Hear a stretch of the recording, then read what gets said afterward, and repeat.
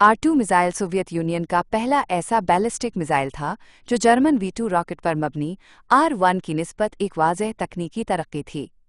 उसकी तैयारी 1946 से 1951 के दरमियान की गई और ये 1951 में बाकायदा तौर पर सर्विस में शामिल किया गया।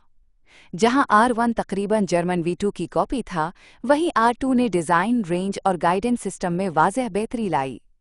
इसे OKB-1 ने तैयार किया, जिसकी सरबराही मशहूर सोवियत इंजीनियर सर्गेई कोरोल्यूव कर रहे थे। R2 की एक बड़ी खूबी ये थी कि उसकी रेंज तकरीबन दोगुनी कर दी गई। R1 की रेंज तकरीबन 270 किलोमीटर थी, जबकि R2 की रेंज 576 किलोमीटर तक पहुंच गई।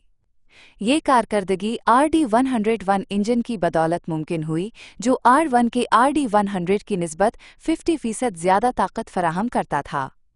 इस मिसाइल में लोड बर्दाश्त करने वाले प्रोपेलेंट टैंक इस्तेमाल किए गए, जिन्होंने मजमूई वज़न को कम करते हुए परवाज़ की कारकर्दगी बेहतर बनाई। एक अहम तकनीकी पेशरफ्त ये थी कि R2 में अलग होने वाला वॉरहेड इस्तेमाल किया गया।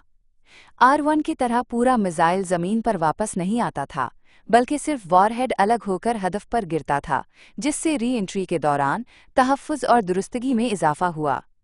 मज़ीद बुरा गाइडेंस सिस्टम को भी बेहतर बनाया गया ताकि मिसाइल ज़्यादा हदफ शिकन साबित हो। R2 को सिर्फ फ़ौजी मकासद तक महदूद नहीं रखा गया। इसका एक ख़ास वर्जन R2A साइंसदानों ने खलाई तहक़ीक़ के लिए इस्तेमाल किया, जिसमें जानवरों के साथ तजर्बात भी शामिल थे। ये तजर्बात बाद में सोवियत खलाई मिशनों की बुनियाद बने।